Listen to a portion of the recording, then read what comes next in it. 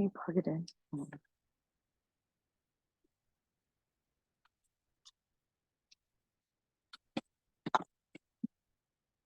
My hair is big today.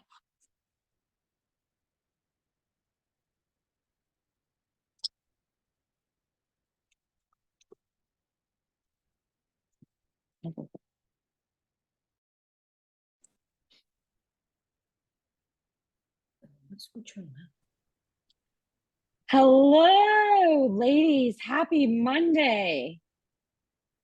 I got a new light and I just I took a shower a few minutes ago, like an hour ago, and I had my hair in like Velcro rollers.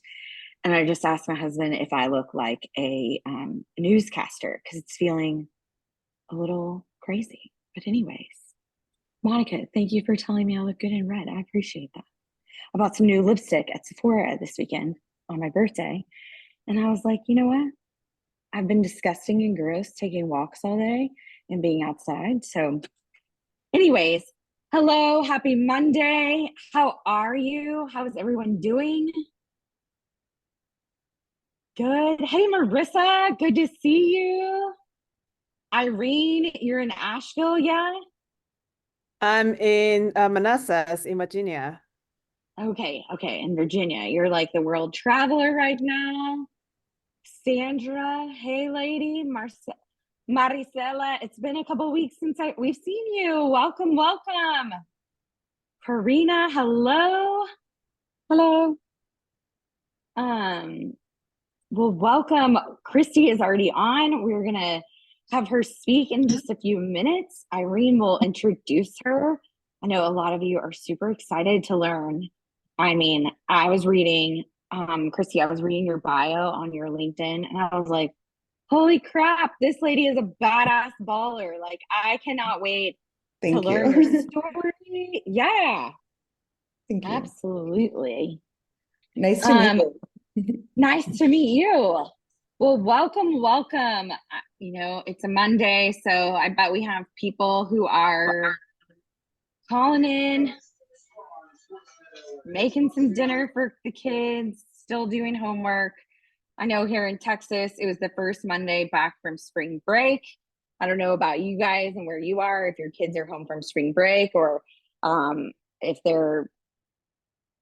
you haven't had it yet or if you already have, but welcome. So let's just see where everyone's energy is today. I want you to drop in the chat on a scale of 1 to 10. Where's your energy? How's your day been? 1 is, oh my gosh, it's been terrible. I'm not feeling it at all. I'm here, but I'm not really excited.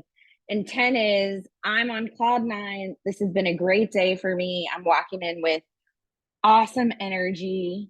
Just tell us, where are you today? 7, 8, 7.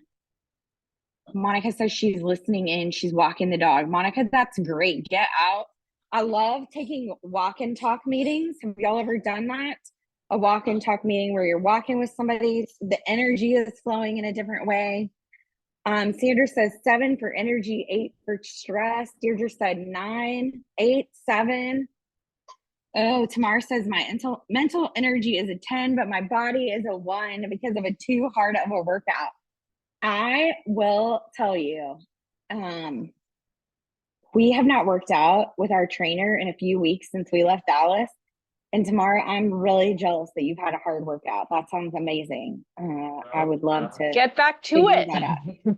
Yeah. Oh, we're in the hill country here in Texas near Austin, and the hills are crazy. We went for a 3-mile walk today, and according to my Fitbit, it was about 24 flights of stairs. So, all right. Well, it is 6:06 my time, so I'm going to turn it over to Irene, who's going to get us started. Thank you, Katie. So today we are super excited to have Kristi joining us as our guest speaker. So Kristi and I met in January at WealthCon, and we happened to sit next to each other at a lunch table, and I just feel amazed getting to know her, that she's such a badass.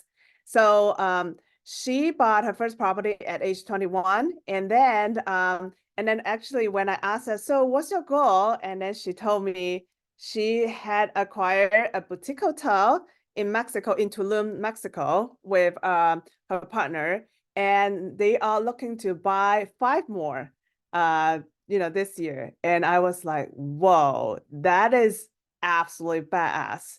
So in this session, Kristi will share with us a little bit more about her journey, how she got started, and how she got into the boutique hotel, and what are some of the lessons learned, how she found a deal, how she funded, how she operated, especially that she actually also she and her partner live in Bay Area. So it's really, really remote, right? How to manage that, and how's the plan to use a fund to scale, to acquire more. So we're going to learn a ton from Kristi. So Kristi, over to you. Yeah. Hi, everybody. Yeah. So a little bit about me is that I grew up in San Francisco in the Bay Area. And when I was little, my mom would be like, what do you want to do on the weekends? And I would say, like, let's go look at mansions in Hillsborough. And my mom thought I was crazy. She was like, why aren't you going to the parks and like hanging out with, all these little kids? And I was just always passionate about it since from being a little kid. And when I moved to San Diego for college, my first job was working for the government. And I saw this guy next to me, and he was in flip-flops. He was a Hawaiian guy, and we became friends, and just always good to talk to people because you never know who you're going to meet. And he was this big time real estate developer, and he was saying, I'm coming to San Diego. I'm going to do something different. I'm going to do pre-sales downtown, and it's never been done before. It had been done, but it wasn't really like the scale of what San Diego is now. And so he was like, do you want to be my first employee? I jumped on it, and he's like, what are you getting paid at the government? I'm like, $40,000. He's like, I'll pay you 45. I was like, done. Had I known, like, I probably could negotiate more because the government pays nothing. But so I became his first employee. We basically built a whole team from 1 to 45 people. One of my best friends, she still works in downtown San Diego doing pre-sales. And so he was like, you need to get your license, you need to become, an agent. And I was like, I mean, I do, but I really want to buy properties. He's like, for sure, buy properties, but also have your license just in case when you need it for, if you want to become, get your own deals. And so I did that, got my sales license, got my broker's license. And then when I was 21, I moved back to the Bay Area, and my first investment property was in Sacramento. I had $10,000. I bought it, and my sister and I were like gung ho because it was in Elk Grove, and it was still like dirt roads. And so I don't know if anyone's from that area, but it's, completely just a huge area now, and homes are 600,000. We got it for 120. We refinanced. I bought a second home in San Diego. And at that time, like, we didn't have those words like rehab or BRRRR or any of that, like house hacking. It was just basically what you did. And so I did that, took out the money, and then started buying in San Francisco and started buying multifamily. And when I was in San Francisco, I started getting like all these issues with tenants and just really crazy drama stories that I could say for another day. But basically, I got sued by my tenant, and he had been drinking, and he had a 0.3 alcohol content. And the lawyers told me if I try to go to court, I'm going to lose because the tenants have all the rights in the world. And I was just like shocked by that because he was definitely, and basically the story is that he was sitting on top of a staircase and he flipped over, and he was expecting me to have a rail on it. And these homes were like the custom, like, they're called warehouse, or they're in Portrayal Hill. I don't know if you're familiar with San Francisco, but there are all these homes that they have certain types of architectural design in the front, and you can't even change it if you wanted to. So basically, long story short, I was 9 months pregnant. I was like, you know what, forget it. Like, let the insurance take care of it. He won. He got $400,000, and I had to just kind of like take that as like a learning lesson to take all of my properties out of my name, because that was like number one, was that he was able to track me and see that I had a lot of other properties. And even if they were in my LLCs, like they can still track me. So definitely like asset protection is critical, and especially in real estate investing.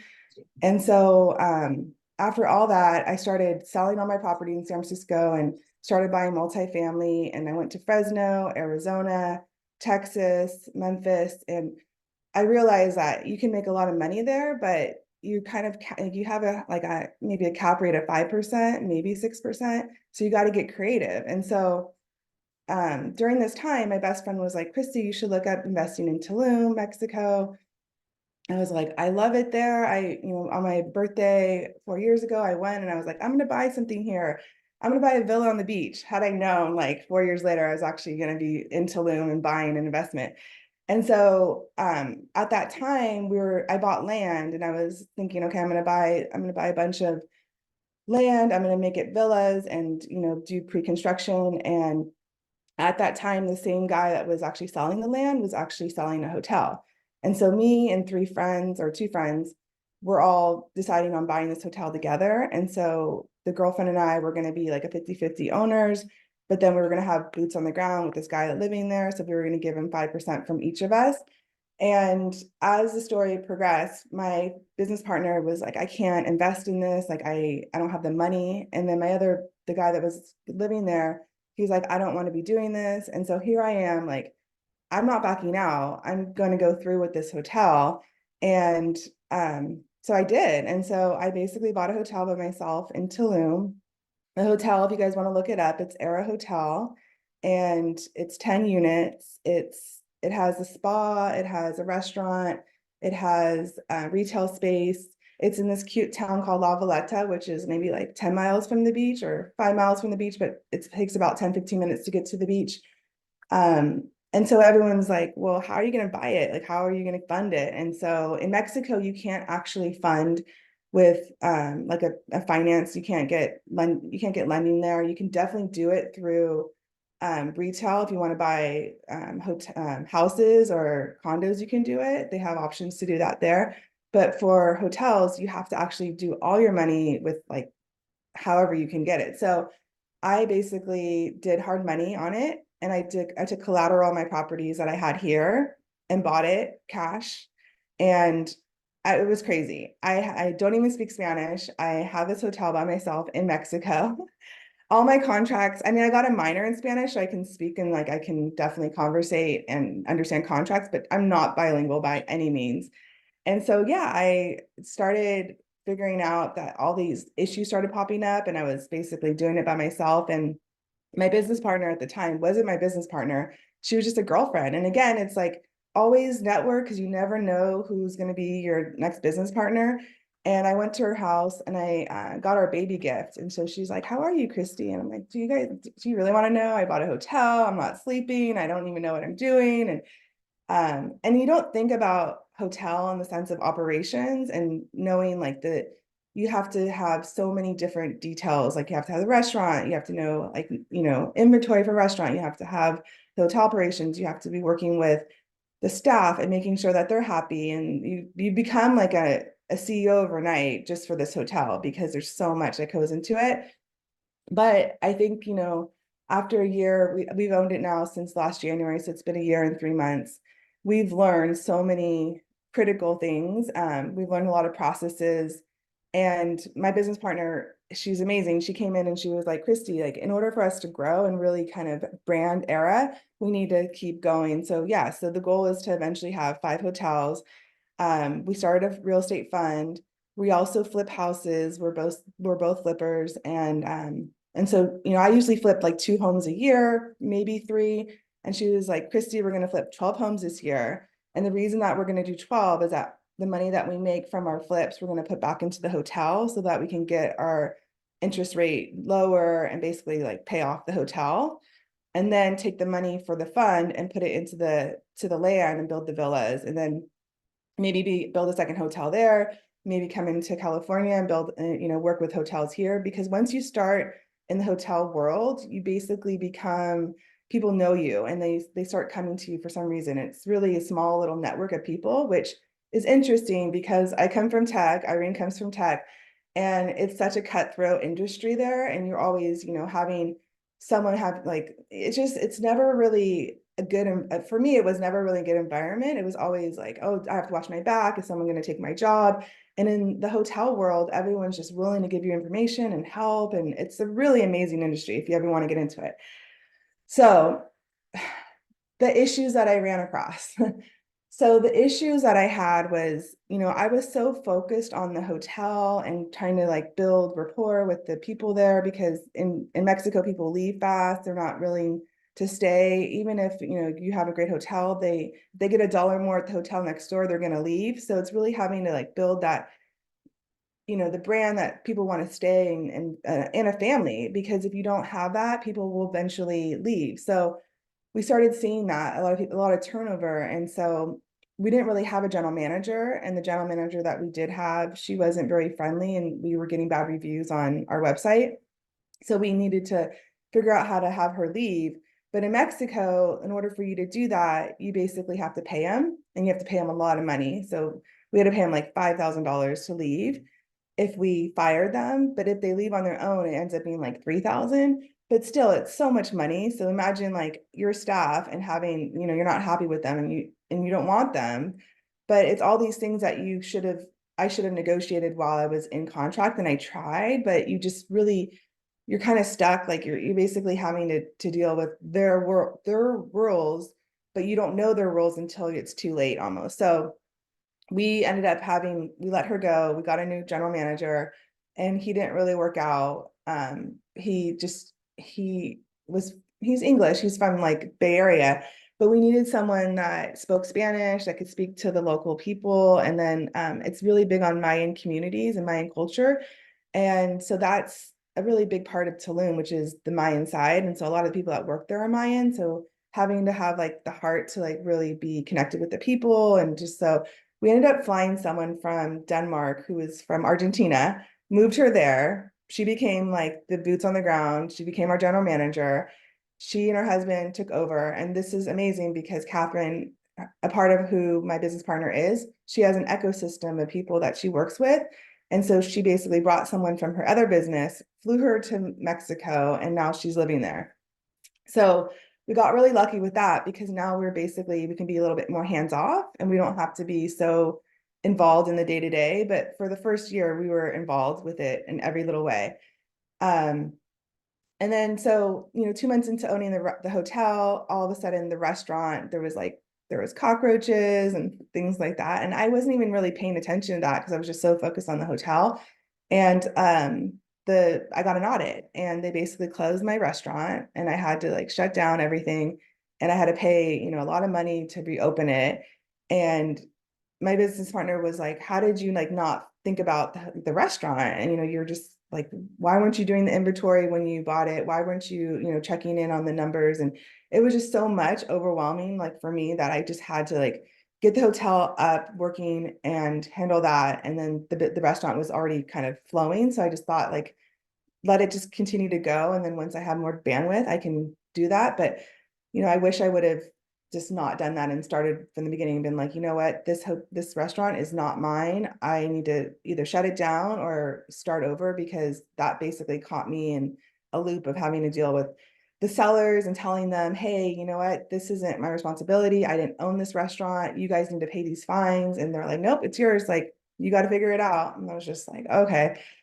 So, even with all of those, stresses and everything that's come with it, we've gotten like a lot of like publicity from it. And I think it's probably because, we're doing things a little differently. And I think that's what you have to do in having a hotel, is you have to think outside the box. And so we were able to get into the Michelin Guide as one of the top hotels in Tulum.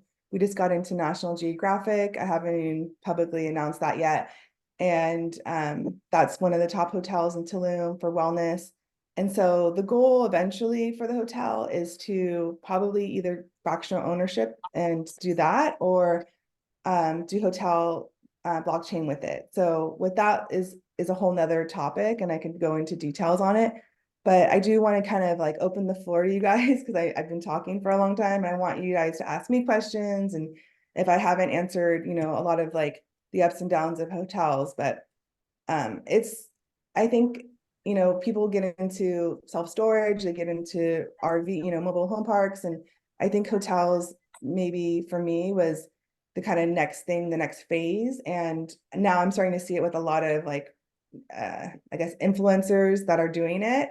And I was like, okay, I was in it when it, like, before it got big, and now it's like starting to get big. So I think I'm on the right track. So, so yeah. That is Yeah. incredible. Yeah. Okay, if you have a question for Kristi, either raise your hand or drop it in the chat. And Sandra, go for it, lady. I have two questions, if that's all right. First one, thank you for coming on and doing this. It's super interesting. All right, first, like way back in the beginning when you started talking, you said you learned your lesson the hard way about keeping your properties separate. Can you tell me how you did that, went about that? Because I think we all need to be aware of that. And then the Yeah. So I don't know. So when I went through all that, it was very, very stressful because even though I had LLCs and I was like the managing member of them, what I did was I actually started buying properties in Texas, and I started creating LLCs in Texas so that it wouldn't really show me in California if they looked me up in California. I know that there's ways of you doing like you can go into Oregon, you can go into Wyoming, and you can do like asset protection there and hide yourself. But I did it this way because I was owning a bunch of properties in Texas.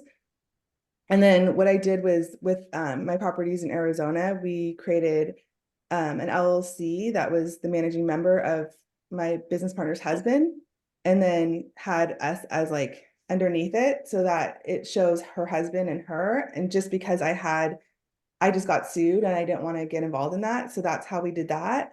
And then my LLC in California, it still shows up as me being a managing member. So that I need to figure that one out. But everything's out of my name. Before it was like directly in my name. So I think it's just having to know. And now like I have other business partners, and everything is like kind of hidden behind an LLC and not directly in my name. So yeah. Then my second question is, how did you like overcome your fear about doing something that was completely out of your comfort zone? I honestly, I couldn't sleep for like 6 months. I'm not gonna lie. It was intense. I have this, I guess what it is that if someone says no, I'm gonna say yes. And if someone's like, you know what, Kristi, you're gonna fail, I'm gonna say, nope, I'm not gonna fail. I'm gonna figure out a way to make it work. And I did. And everyone around me was like, you're gonna fail, the hotel is gonna shut down, you're not gonna make money on it. And I mean, it was just coming. I live in Novato, California, and people were saying, Kristi, you're gonna get kidnapped. You better like, when you get down there, you better like close the doors and like lock yourself. And I would be in my room and I'd be like, oh my gosh, like, is someone coming after me? And I had no idea what I was doing. And I still don't, to be honest. Like every day is, a grind. And I think, we want to get better. We want to have a better marketing plan. We want to have a better community down there, because that's huge about Tulum, is that you have to build that connections, and everything's about who you know. So I go down there a lot just for that reason, is to build the connections. And there's a lot of other little things that come up, like there's corruption, there's having to pay the locals money so that you don't get audited. There's all these little things that you come to find out. But I just remember when last July or the year before, when my business partner was like, okay, I'm going to lose that 75,000. I'm like, I'm not losing that money. I'm not going to lose her money, because I basically brought her to Tulum, and I'm going to figure out a way to pay her back. And I did. And if you were to ask me, Kristi, should you have not bought the hotel? I would have been like, okay, well, you don't know me enough then. Like, I just had this feeling that I had to do it. And, I think right now we're figuring out how to get creative and make more money on it. But I think there's a bigger vision for it, which is, owning more hotels and basically having that brand. But yeah, it's a crazy ride for sure. It's not like, like a self-storage. I don't know about self-storage, but I have a lot of friends that have self-storage, and they're like, yeah, it's hands off. You don't even have to do anything. Or the hotel, it's like your baby, you have to kind of really be on it. And check the numbers and check, the team and, make sure everyone's working together. There's so many things. So yeah, if you ever want to know more, I'm happy to talk to you more about. Super interesting. Yeah. I'm obsessed with this, Kristi. And I think one of the things I'd like to just hit upon that you just mentioned was people were telling you were crazy. Mm-hmm. People were telling you it was dangerous. People were shining their own limiting beliefs and insecurities on you, on your vision, on what you saw. And so I just want to reiterate that for everyone, because when you get into this, no matter what you're buying, because there are people who will tell you mobile home parks are stupid and dangerous and you're taking advantage of people, and, single family homes, I'm driving up rent, and, all the things. But this idea that you've just got to own the fact that you see it and not everyone else needs to. Exactly. And then the other thing that is crazy to me, and I have a question for you. You said, you just overnight become a CEO. The crazy thing about this hotel is you're not just the CEO of a hotel, you're the CEO of a spa and a restaurant. And like, Right. do you outsource those? Do you keep those in-house? Do you, like, what kind of thing can you do with that brand? I mean, like, it's so exciting. Yeah, it is. And I'm going to put this bug in your ear. So when I looked at your thing, I dropped in the chat, I was like, we need to do a Trailblazers retreat down in your place and like take it over, because I think that would be amazing. But I Yeah. also drove by Miraval, Austin today. And so I would love to hear, my first question is, like, as you think through not just expansion through other hotels, but what kind of experience do you want people to have there? And what does that kind of look like over the next few years? And then number two, I'd like to understand what advice you have for us specifically on partnerships, because clearly this has been important and you have more than one. So talk to us a little bit about those two things. Okay, so for the first one, we are looking for a new general manager, and we have put it out there that the person that comes in, they're going to basically change everything about our hotel, in the sense that, we're a little bit old school right now. We have someone greeting them. We have, the passport. We have everything's kind of like manual process. And that's a little bit Mexico in general. But what we're trying to do now is automate everything. So basically, they come in, they have their code, they go through the restaurant, they talk to the person that, is at the restaurant, they get, a drink from them, and then we turn in our reception into like the spa. And then we actually, where our spa is located, we're going to make that another villa. And then everything's going to be like curated experience. So our goal is that people are really going to be focused from hopefully like the Bay Area. I mean, it doesn't really matter, because there's a Tulum airport that just got into Tulum. So a lot of East Coasters now can fly directly to Tulum. There's the Mayan train that's coming. But with the created experience, what we want to do is say, hey, Jamie, thank you for coming. These are the top 10 things of what you're going to be, doing probably in Tulum, whether you're into cenotes, restaurants, you want to do wellness experiences, or you want to even do like a ceremony. We want to create that experience for you. And so then that person comes there and they already have everything booked for them. And then that person that's at the receptionist isn't really even there. Like, it's a virtual person basically. And they're, considered to be, a virtual assistant. They're talking to them, helping them out, but no one's really physically there. So we can save money on that. My business partner is like, well, we're a 4-star hotel. We have a spa. We need to make sure that all of that we're still giving that experience. So the experience is still going to be there, but it's going to be mostly virtual now. So that's kind of how we're changing it. So the guy that came in, he's like, yeah, I can definitely do that. But what I want to do is I want to change where the restaurant is and make it like a co-op space. So we're trying to figure out like all these things, because the restaurant isn't making us a lot of money right now. And I think it's because you have to be there, like you have to physically be there. And so we're thinking about renting it out with like a $5,000 flat fee. they basically come in, they own the restaurant, and they give us a profit sharing margin on it. So that way, you know, we can still make money. In order to get a liquor license there, you have to basically have a different, you basically rent your liquor license. So you don't actually have to own your liquor license. Like here, you have to pay $20,000 or whatever the fee is. There, you can rent it. So we can basically get to a point where the restaurant's producing, it's 1 block away from all the main street where all the restaurants are, and they're making it kind of like the new Playa de Carmen. So we're in a really good location. So those things are going to happen. The guy that's coming in, he also wants to manage a couple hotels at the same time. And so we're like, look, like, that's fine, you can do that, but our hotel needs to be your priority. And if you're coming in, like, you're bringing in, raising money for us too, for our fund. And that's how we're going to do something different. So he's on board. We're talking through that right now. So that's exciting. And then your second question was, what was your second question? Yeah. So the second question is really just about partnerships. What did you look for? When did you know that a partnership was correct, the right one? When were you like, oh, got to get out of this? Yeah, Just great talk to us question. about that. So I've had a lot of business partners, and a lot of them I think was just because I had more real estate experience. They wanted to invest, they wanted to learn like how to invest. And so I kind of would find the deals, I would find the properties, and then, you know, we'd do a 50-50 split. I basically property manage it because that's kind of what I've done anyway.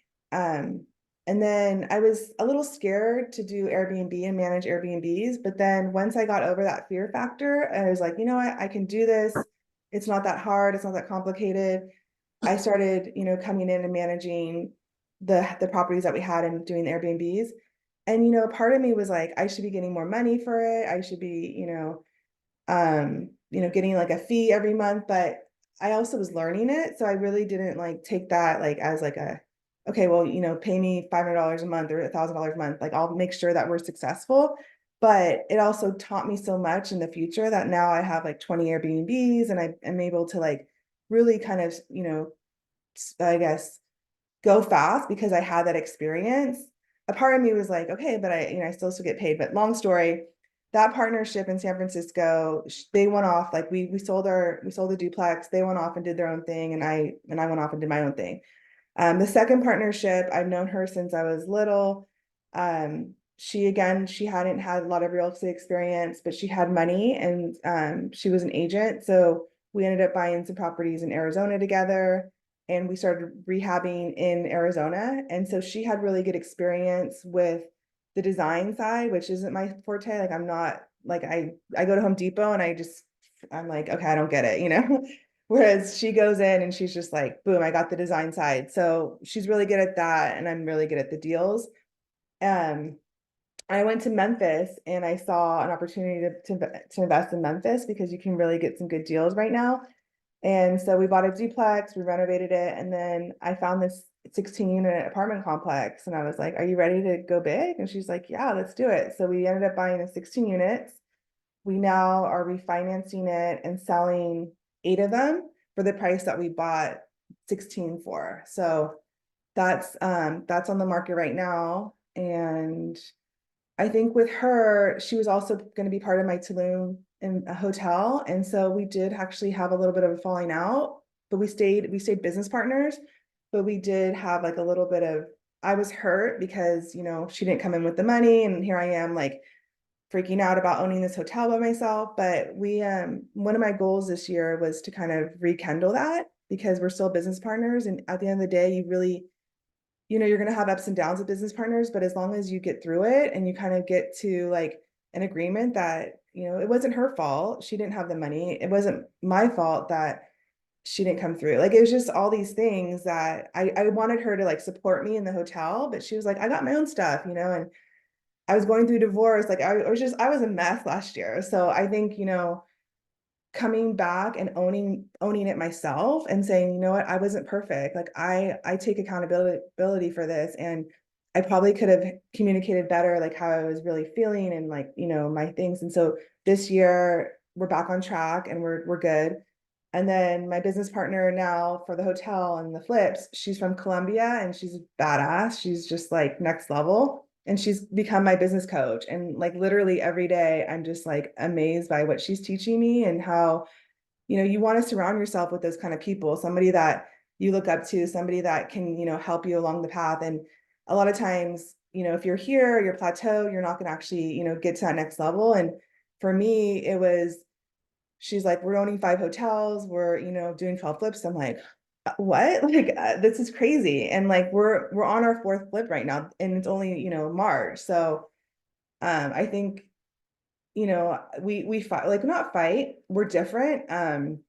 We don't see eye to eye on everything. And the last flip that we did, I messed up and she didn't get mad at me. She just, she was like, you know what, like we need to sit down next time and go through processes and go through what our goals are. And, from now on, this is how it's going to be. And I was like, I respect that, and she doesn't ever like put me down, but I think that's where like we have like the, the yin and yang, what is it? I don't know. Like we're both totally different people, but we come together and every day I'm like calling her and saying, I love you. I like appreciate you. And, we sometimes don't see eye to eye, but we're getting there. So that's I think my best partnership for sure. So yeah, and everything's awesome. 50-50. So we always kind of split it 50-50 too. So yeah. Wow. Okay. Karina, you had your hand up, but you lowered it. Yes. Oh, yes. I just wanted to chime in for a bit. Hi, Kristi, and just wanted to let you know that it's super brave of what you're doing. I know I specialize in commercial real estate and investments and sales, and I'm a CCIM. However, I do have like a lot of family like in Mexico, right? And I help them with transactions in Mexico. And like you were saying, I mean, every time something comes up, like with an employee or anything, like you have to literally pay your way out of everything on the side. Like you have to pay people to get to where you have to be. And you just never know who you're dealing with a lot of times. And it is fearful, I mean, I know I've helped them on some transactions in Mexico, and it's completely different from being in the States, from being in Mexico. And it's super brave of you. And that's awesome. That's awesome what you're doing, just stepping out there, stepping out of your comfort zone and just going for it.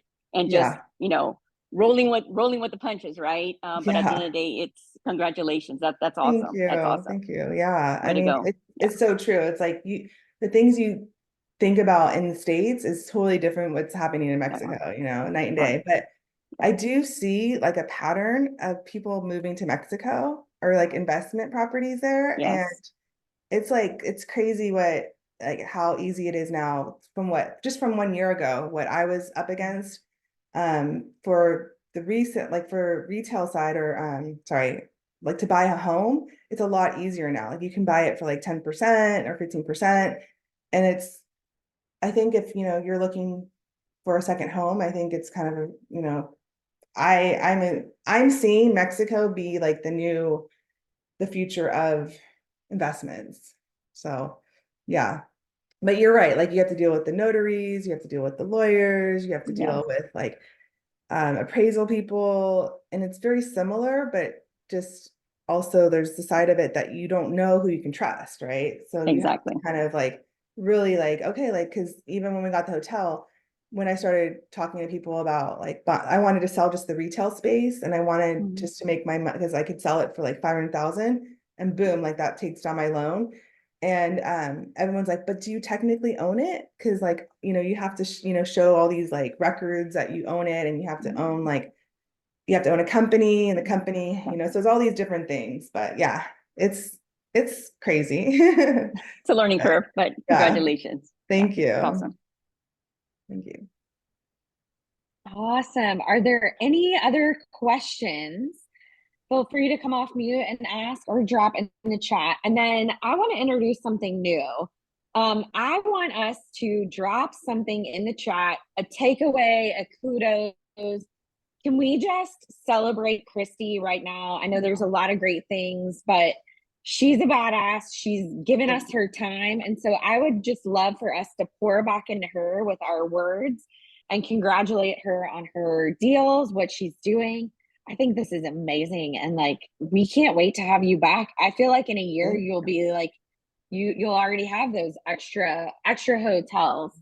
Yeah. Is there anything else that we can do or help you out? Is there anybody that you need to know that you don't know already that Yeah, we I can? mean, yeah, I think if you know, right now we're looking for, private money, and we're trying to, give about 12% interest rate for a year. So if you know anybody that has that, we also need to refinance one of our properties, and it's investment property. So if you know any lenders that can help me, I'm talking to some right now, but the rates are high, and I know it's not the best situation to be in right now because of the high interest rates. But if you know anybody who's in that industry, Yeah.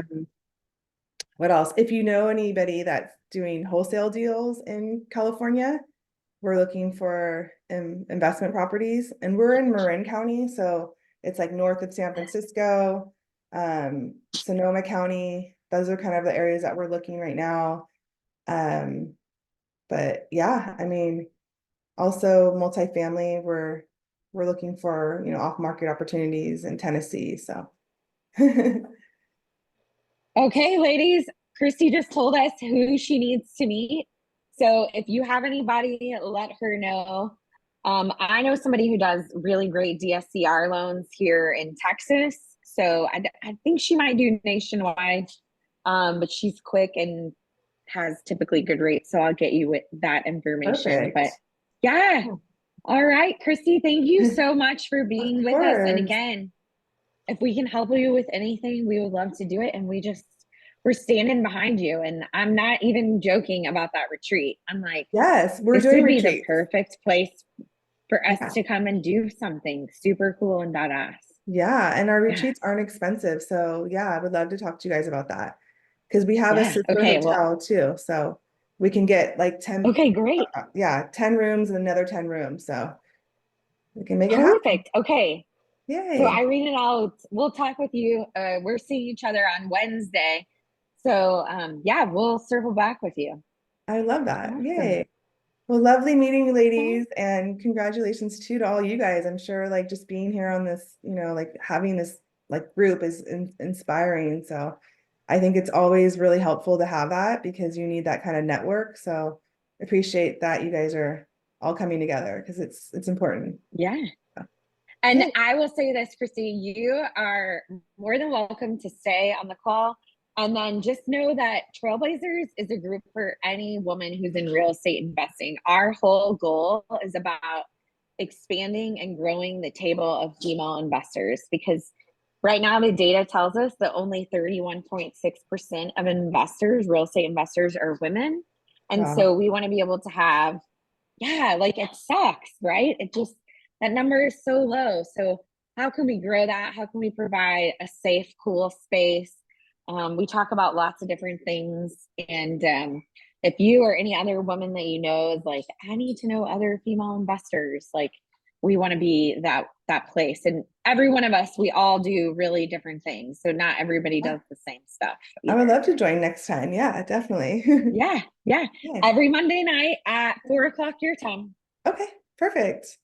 Well, I'm going to jump today Awesome. because I have kids softball that I have to run to, but Yeah. lovely meeting you ladies. And I'm here if you ever need anything. So Thank you. you, Kristi. bye. See you later. Bye.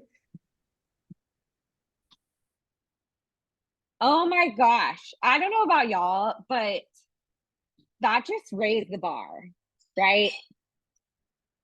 This whole idea that she said, oh, I do 2 flips a year. And now my business partner is like, no, we're doing 1 a month. Oh, I own 1 hotel. No, we're going to go do 5. She started talking about her 20 Airbnbs. Like wherever you are, ladies, like add a number, double that number, add a 0, add, I don't know, wherever you're at. Like let's aim bigger. Let's try and level up and know that there are amazing women who are already doing this.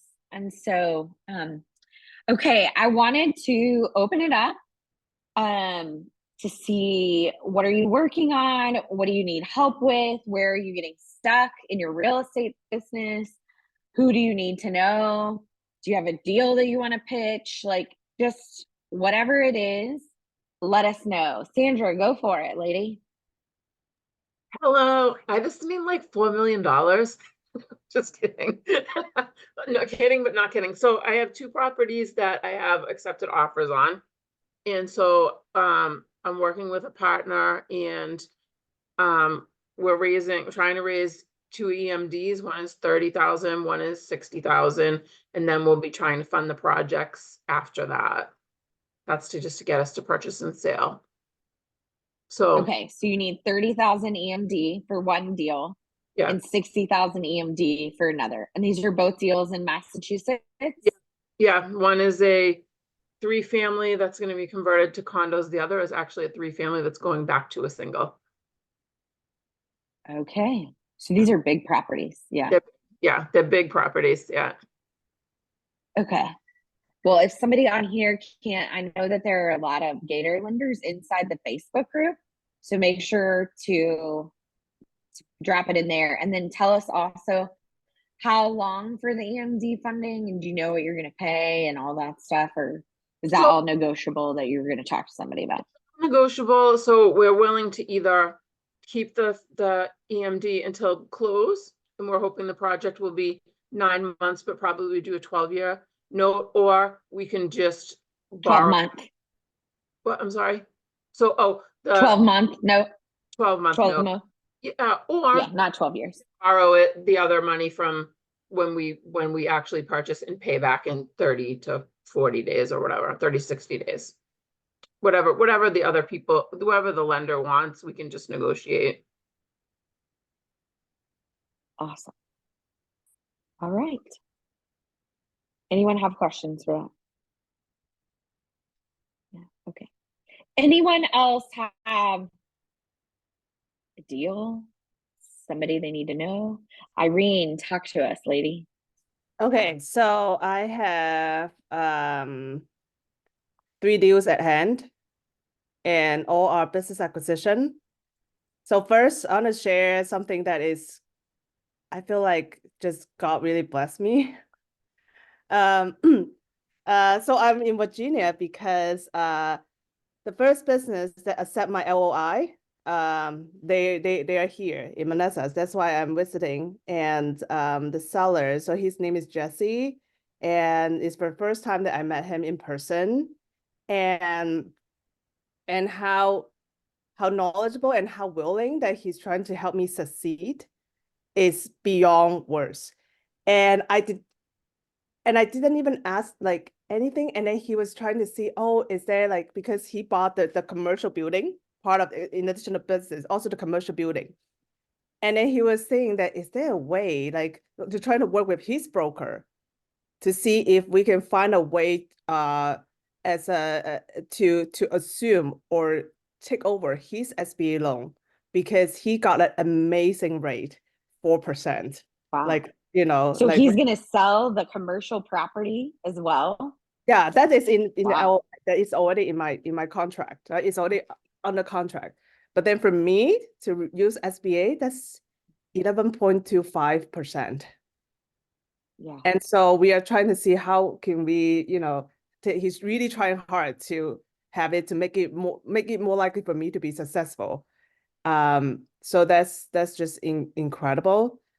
And then the second deal that I have, that is another business in Florida. That one, so if anyone interested in private money lending, that one that the seller agreed to do seller financing, and for it's not final, but the down payment that I'm looking for is $200K. So if anyone interested in PML, then let's talk, and then I can also show you the whole process of how to close the business. And then the third deal that at hand, Maggie Adona and I were in Asheville, not just for fun. By the way, that is a place that's so underrated. Like every lady should go. That is freaking cool city that I had no idea of. They deserve a better It's rating. fabulous. It's incredible. The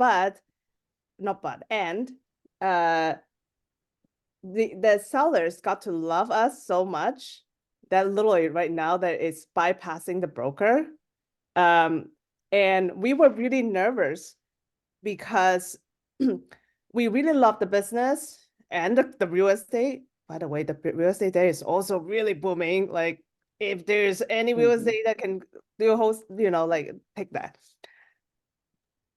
We were really nervous about the valuation because we guess the broker kind of really hike up the price that is at a point where however we raise the funding, it would not cover the debt. And we were surprised that as we just really transparent to share the seller how valuation should be done, and they were just share with us all the tax return and numbers. And so now we actually open for like a conversation about, there's no guarantee, but it's actually possible. And I can tell you at least that the number for the business, if they agree, that is from asking price of 4 million to 1 point something million if it works. So that's a huge adjusting down that we don't even know whether it's possible. It's almost like impossible, but at least it seems the sellers are open to it. So we just feel very blessed. And as we come down to really getting to the LOI and sign it, then of course, then it gets to the game of raising capital again. Oh yes, they're all raising capital. Irene, congratulations, my friend. I'm so proud of you. And I just want to say to everyone who's following along with Irene is that Irene is just consistently taking steps. Even if she's nervous, even if Irene has a very healthy sense of her own confidence and accomplishment, but she's still doing it. And that's the whole point. So, lady, I've said this before. I can't wait to see. I feel like you're going to own like half of America. And we're going to watch you just continue to bloom, which is amazing. And as Sandra said, yeah, we're so proud of you, and we are. And so like any of us who are scared to like take a step, I jumped on a call with Irene and I was telling her about an idea, and I was like, okay, this part of the idea I don't want to do for like a year and a half. And she's like, no, we're doing that now, Katie. Like, we're not waiting. And so I love that spirit. So congratulations, lady. Thank you. Oh, Deirdre, tell us what's happening. I have a question for you, Irene. What was the motivation of the seller to drop from 4 million to 1 million? They're not necessarily they have the motivation to drop. They're not, but we just really so that was that's actually a pretty big deal. On that, it's the asking price is 7.2 million. That is separate for 4 million for the business and 3.2 million for the 3 school buildings. Okay. The buildings have appraisal, and we look at it, it's fair price, not a problem. It's the business, and the business actually, what happened was the package that the broker gave us, that valuation is based on the number in 2021, and then they calculate it as if cash flow is 1 million. And so with when you have the cash flow over 1 million to have a multiple of 4, it's still on the high side, but it's reasonable, right? But then when we look at the financial statement and realize that, okay, this doesn't work. It's first of all, the cash flow is the 2021 was the best year. Every other year, it's the net profit from 750K to 200 to 300K. Like that's a big drop. Yeah. And then also the other thing that it just doesn't work was the owners. So here's the cash. And for those of you that, ever interested in buying business, and especially when the owner have the real estate free and clear, that is where the seller, the cash flow is the most easily mess up and the most critical. So because the owner have the property free and clear, so on their tax return and then P&L, they never wrote the rent expense to write it off. Practically, you should, even though you're just paying yourself, right? That way you can, reduce the tax. But what's worse is if they were, then the net profit is even less, right? Yeah, got For it. us, because we gonna buy the property, but then using the loan, so we need to cover that, and then with that, it just obviously doesn't support the valuation at all. So that's why we're going back to see, okay, is there a way they really like us, we really like the business, but the numbers got to work, because otherwise the lenders would not lend to us, right? So basically you did what you're supposed to do. You did due diligence, right? Yeah. And looked at the P&L for since 2021, and that's awesome. Love hearing that. Yeah, so it is important, and the good thing is that when you try to get I think the lesson learned, right? And in the three business that I kind of like in different stage of the negotiation is you got to build rapport. You got to build rapport. When the sellers really like you, they will be open to a lot of terms. Really a lot of terms that you will be surprised. And I even asked Jesse, right, the guy, why he would do so much for me? Like, we only talk for what, like two calls or what? And he just, and he's genuine, he's not pretending, right? He just feel like I can get behind your vision. Oh, okay. All right. I still don't know why, but okay, thanks for your confidence. So making sure, like, have the builder report and then run your due diligence, run the numbers, right? Because when they trust you, they will more likely to open, share all the books with you.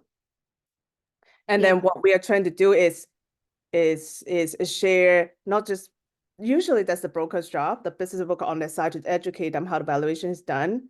But then we are also openly just share an article on, like a free lesson, right? It's not just our opinion, right? This is how typically on this industry, what's the typical multiple when your cash flow is a certain number, how it's done, like starting from your net profit, added back your salary, added back the benefit, but subtract the rent, subtract the utility, right? That is how it's calculated. We are not trying to lowball anybody. We are just trying to be very fair that we could make the deal work for both ends. I love that. Thanks for sharing. I also love that you helped them see your vision, right? I mean, that's huge. Sometimes businesses just want to understand what will happen to their business when they step out. And to your point, it's that rapport building. So awesome job. Yeah. And then the anecdote on that one is they actually have other buyers. And in fact, the buyers willing to pay way higher price. The reason that they are kind of like us, not is because sometimes if you're the seller and then you have buyer, but then when you kind of sense the intent of the buyer. So for example, for the one in Nashville, it's a school that they sense the buyer actually is more like just taking their entity and then gonna close down the schools and then they're gonna start their own school. It's just to circumvent certain regulation thing, right? But then they have the school for 20 plus years. It's their baby. Of course, they don't want to have this kind of hostile takeover. And then the other one in here in Manassas, in Virginia, there's a commercial airport nearby that's going to build out and expand. There are already buyers. They're trying to buy down all the buildings nearby, right? And so they are giving the price to just for the real estate. But of course, they own the real estate and the business. They want to keep the business. So they don't want to just sell it to that buyer. I know that when Shane was selling his company, the most important question that he always asked was, what's going to happen to my team? Because most of these people, right, if you're talking about smaller mom and pop businesses that have had one, maybe two owners, they've built a team. Like, people who worked for Shane were like family to us. We knew everything about them. We knew about their families. We knew their kids, all those things, which, is weird because it's very different than in like big corporate America. But he didn't want to sell something to somebody and then they lay off his entire team. He was like, how do I trust you with the people? And so, yeah, Irene, I love this because the intent is so there. and understanding that, I mean, yeah, we went through so much to sell Shane's business, and it was 4 different times, like, and every time there's just more and more. So I love what you're saying. All right. It is 7:01 my time. I would love to hear though, what can we celebrate with you? We've just celebrated with Irene, her deals are coming along. What can we, give you a high five for? What have you moved the needle on? Where have you stepped out? And while everyone's thinking about theirs, I'll go ahead and go first. Irene and I are having a conversation later this week about hopefully the fund that we are going to put together. And I know on my end, I've just been doing a lot of research and outlining kind of what this all could look like. And I will tell you, ladies, it scares the shit out of me. It feels so big and so scary. And I am having all the, who am I? And I'm not worthy and I can't do this and all the things, but I'm taking the steps anyway, every single day. And like, oh my gosh. And the reason I want y'all to know this is because I think that what we're about to build is going to benefit you all. I think that when you call and Sandra says, hey, I got a deal, we can be like, cool, you go through our application process and we get you funded and then you don't even worry about it. I mean, that is the goal. That's where we're trying to get to, and to help you with all of your projects. And so, anyways, I'm just super excited about where it's going and can't wait to keep you informed and all the things. So who is next? What can we celebrate with you? And feel free to just take yourself off mute. You don't need my permission.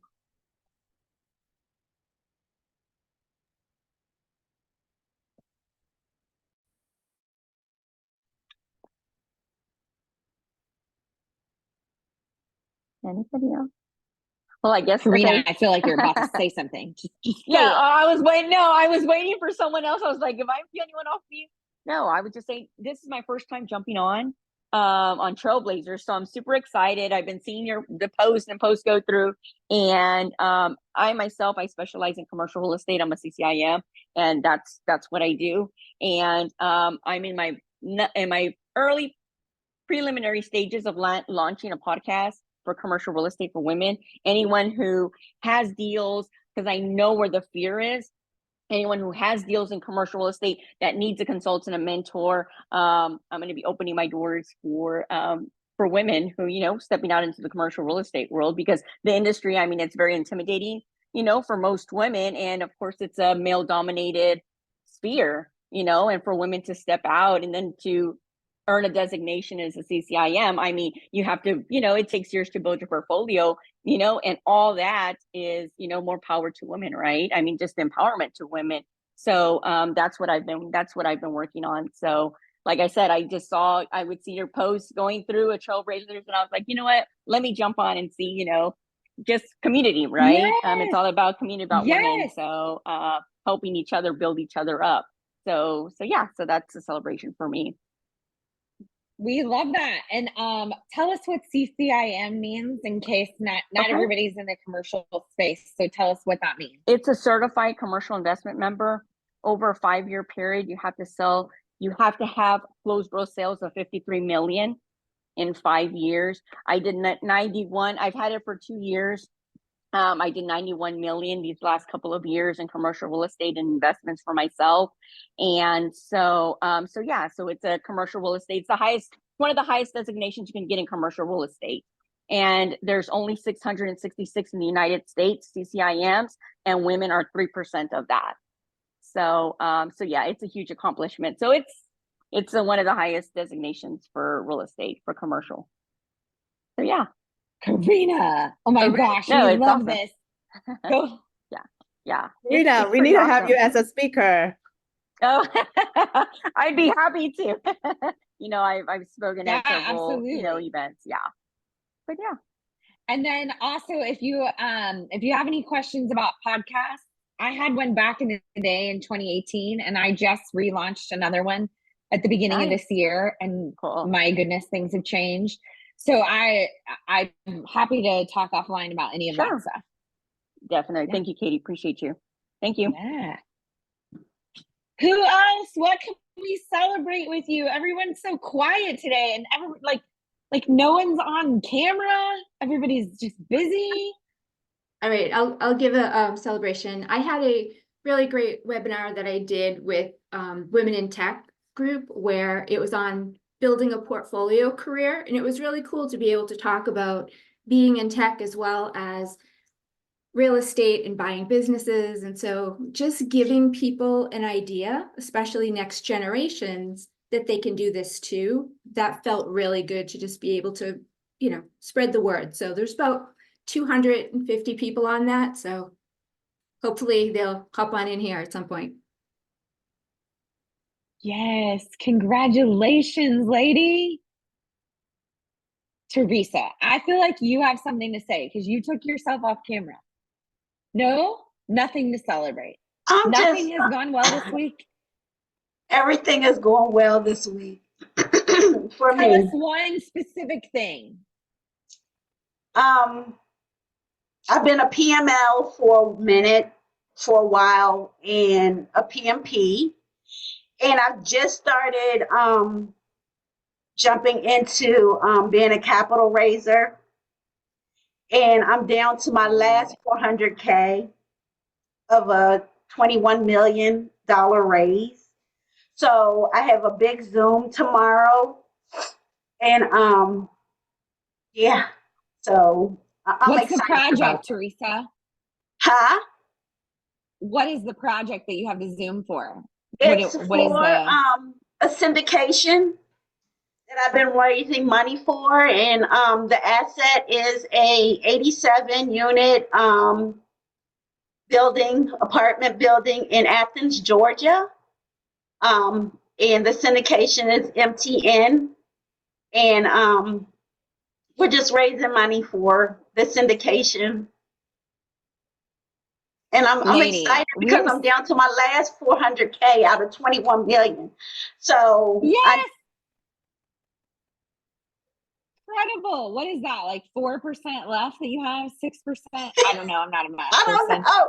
That's all I know. It's a hell of a lot from 21 million to 400K. Yeah. Oh my gosh. Well, we'll send you all the vibes for tomorrow. You'll kick ass. And then when you close this out, then you'll come back and you'll celebrate and we'll be like, yay. Yes, I'm hoping I'll close it out on tomorrow. Like I'm working with the team, so our team is gonna come together, and we're just the sponsor is gonna present where we've been presenting, and yeah, and I'm also excited to working on a fund of fund with my team, so that's like freaking scary too. So yeah. But we're So trailblazers. We do scary things. that's it. That's it. Yeah. That's right. I love it. Who else? What can we celebrate with you? Monica, Rose, Jackie, Sandra, Irma. Okay, yeah. Yeah, Sandra. Exactly. Yeah, so it's been over a week, but I launched and I almost vomited my personal brand and website like about a week and a half ago. So yeah, I literally was like, ugh. It's been a long time coming, but super excited. Getting myself out there and then having people have been reaching out, which has been pretty amazing. So yeah, I'll drop my lady. That is awesome. Did you do it on your own? Did Ushi help you? Ushi helped me. I hired her as my marketing because I don't have the time. And but hire someone to help you out is like the best thing you can do, right? You can't do it alone. And it was great to just have that help and support and basically someone taking who you are and helping you create a product basically out of you. And so that was like the best thing. So now I can just continue on. So yeah, it's exciting. It's super exciting and scary at the same time. Oh my gosh, we are so proud of you. I cannot wait to see this. And I will also say that next Monday night, Sandra is going to be our speaker, and she's specifically going to talk to us about how to avoid shiny object syndrome. She has a very clear vision of where she's going, and she has this ability to say no to other things. So she's going to come and give us the lowdown on that. And we can't wait to learn from you, because I don't know about y'all, especially depending on what real estate groups you're in. Some of us, we just are like, oh, I should do that. I'm sure somebody on this call tonight was like, oh, boutique hotels, I should buy a hotel, I should get into that. Like, so it can be overwhelming for a lot of us. So we can't wait for you to be with us next week and impart all of that wisdom. Thank you. Thank you. Can't wait. Awesome. Anyone else want to wrap us up?